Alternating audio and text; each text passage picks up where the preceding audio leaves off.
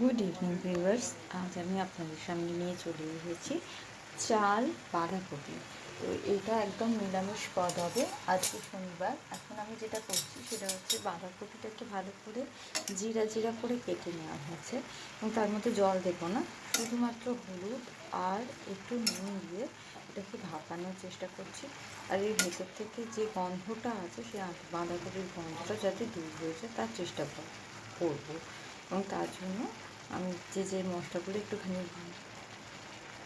ঘি আর সেই সঙ্গে গোবিন্দভোগ চাল এখানে মেশানো হবে। তো প্রথমেই আপনি দেখে নিন, আমি অলরেডি এটার মধ্যে হলুদ আর নুন দিয়ে দিয়েছি যাতে বাঁধাকপি থেকে নুনটা এখানে জলের কাঠ বের করতে সাহায্য করবে। ঠিক আছে, তো এরকম করে আমি এটাকে ঢাকা চাপা দিয়ে দেবো। আর এখানে আজকে মশলার মধ্যে আমি দেখিয়ে দিই, আমি শুধুমাত্র এখানে টমেটোটা কুচি করেছি। আজকে যেহেতু মেন ইনগ্রেডিয়েন্টসের মধ্যেই আমার থাকছে, যে ঢাকা চাপা দিয়ে দিলাম, মেন ইনগ্রেডিয়েন্টসের মধ্যেই আমার থাকবে গোবিন্দভোগ চাল। তো সেটাকে আমাকে ভালো করে ঘি মাখিয়ে নিতে হবে। তো দেখে নাও, এটা আমার 5 মশলার কৌটো।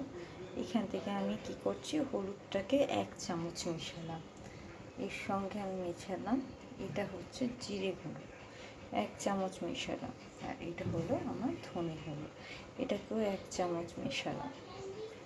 হ্যাঁ, এটাতে আমি দই ইউজ করব না, আর সেই পেঁয়াজও ইউজ করব না, কিন্তু ইউজ যেটা করবো সেটা হচ্ছে আমার আদা বাটা। আমার ফ্রিজের মধ্যে অলরেডি এটাকে পেস্ট করে রাখা রয়েছে।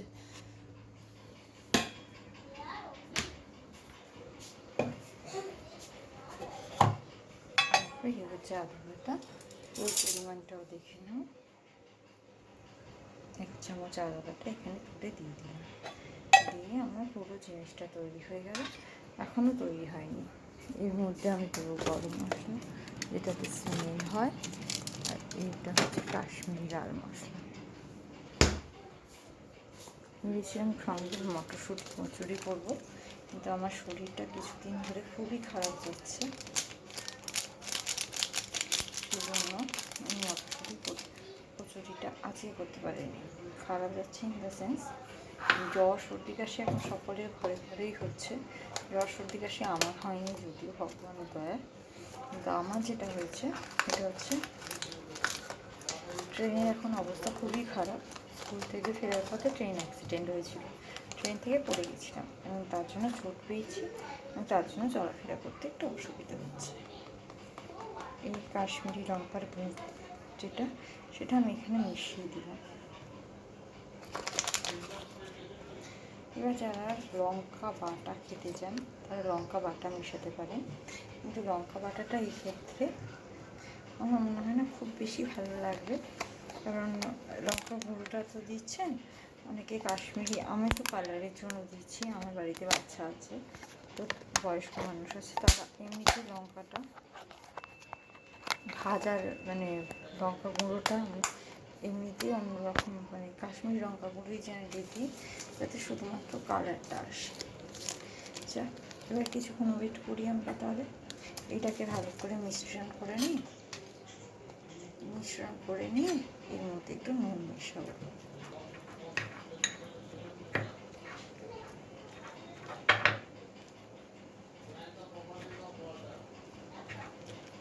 এটা যখন আমি করব, আমি দেখিয়ে দিই, আমি এটা কায়দা করে করি। সেটা হচ্ছে তেলটা যেহেতু আমাদের গায়ে ছিটবে না, বটো পড়ে যাওয়ার ভয় থাকে, সেই জন্য রাত্রিবেলা ছ্যাঁকা খাওয়া, এই সমস্ত ভূতের একটা উপদ্রবের কথা আমি ইউটিউবে শুনেছি। তো ছ্যাঁকা খাওয়া তো আমাদের রান্নাঘরে গেলে তো আমার তার মানে তেল ভূতে ধরেছে। তো যাই হোক, সেই তেল ভূতের হাত থেকে বাঁচতে আমি কি করি, এই যে সলিউশন পুরো মিক্সচারটা আছে না, এর মধ্যেই আমি তেলটাকে দিয়ে দিই।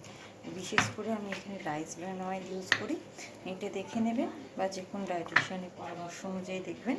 রাইস ব্র্যান অয়েল এটা কিন্তু একটা মানে এটার মধ্যে ওমেগা 3 ওমেগা 6 ফ্যাটি অ্যাসিড রয়েছে, সেই জন্য হার্ট এবং লিভার সবার জন্য এটা ভালো। দেখো খুব বেশি, কিন্তু আমি নিলাম না, তাহলে আমাকে অয়েল ফুটে ধরার কোনো রকম চান্সেস ভাই আমি রাখতে চাই না। এখন যেরকমভাবে বহুত ইউটিউবের এখানে ওখানে ঢুকছে, তারপরে বা ভয় আছে, সুতরাং আমি ওইভাবে আমার জীবনকে ভূতের হাতে ঠেলে দিতে পারি না। যতই আমি ভূতের পডকাস্ট শুনে রাত্রিবেলা ঘুমোই না কেন, কিন্তু ওই রাত্রিবেলা এসে ভূতে আঁচড় দিয়ে যাবে, ভূত তারপর সিগারেটে ছ্যাঁকা দেবে, আর কোথাও কোথাও আবার মুটির কোক খাচ্ছে কেউ, বা ওই সমস্ত জিনিসের মধ্যে দিয়ে আমি যেতে চাই না। তো তার থেকে বেটার আমার রান্নাঘরই আমার সীমিত স্থান। সেখানে এই একটা মাত্র ভূতি আছে যে আমার গায়ে ছ্যাঁকা পড়া দেয়, তাকে জব্দ করার জন্য এই প্রসেসটা তোমরা ইউজ করতে পারো, খুবই ইউজফুল জিনিস।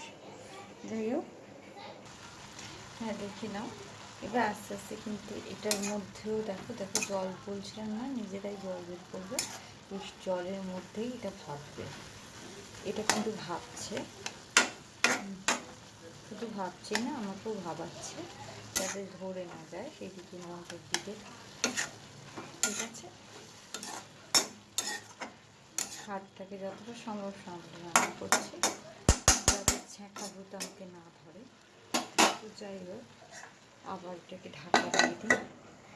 একটুখানি রান্না করতে গেলে এইটুকুনি গরম তো সহ্য করতে হবে।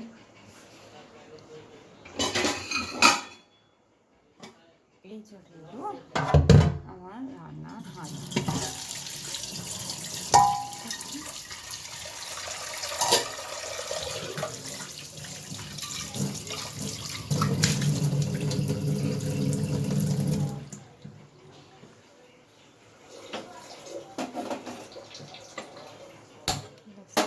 নিলাম, এর মধ্যে আমি ছোটো হাঁড়িটাকে বসিয়ে নিলাম, নিয়ে এই যে মশলাটা আমি করে রেখেছি সেটাকে হাঁড়ির মধ্যে ট্রান্সফার করবো। সেটা আমার এদিকে না, আমি তরকারিটা অলরেডি করতে দিয়ে দিয়েছি মশলাটা, খুব শর্ট যেহেতু খুব ইভিনিং হচ্ছে, কিন্তু এটা ইভিনিংয়ে আমি রান্নাটা শুরু করিনি, আমি 9টা নাগাদ করে রান্না শুরু করি।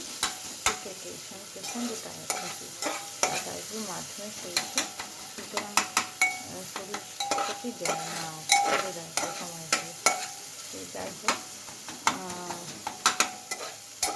অবভিয়াসলি ওই দাদু যে সমস্তগুলো আমরা দেখি না, যে সমস্ত দিদিমণিকে আমরা দেখি, আমি পর্ব করছি না, তাদের ছোটো করছি না।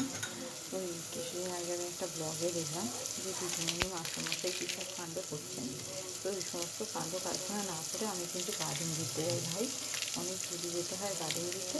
সুতরাং রাস্তার মধ্যেই কিছুটা ঘুমিয়ে নিই ট্রেনে যাতায়াত করতে করতে, আর কিছুটা ট্রেনে যাতায়াত করতে করতে ঘুমিয়ে দেওয়ার থেকেও বেশি ভালো বলবো না, দিন যাওয়ার সময় তো ঘুমানোর আর চোখ থাকে না। তো যাই হোক, ওই যেরকমভাবে কাটে যে কালকের দিনটা ভালোভাবে উঠে দাও ভগবান, এরকম। তো যাই হোক, এইটাকে প্রস্তুতি দিলাম, এইটাকে যাই হোক গোবিন্দ চারটাকে দেখো, এবার আমি ঘি দিয়ে মেখে নিচ্ছি। আর এখানে আমি অল্প করে মশলাটা দেখো অলরেডি জল দিয়ে দিয়েছি। এবার এই মধ্যে আমি গোবিন্দভোগ চালটাকে দেবো, কিছুটা কষাবো, কষিয়েও কিছুটা হবে। ঠিক আছে, এবার এখানে আমি অলরেডি চালটাকে দিয়ে দিয়েছি। হ্যাঁ, এবার আমি জল দিয়ে দিতে হবে, এখানে একটু জল, এখানে একটু জল।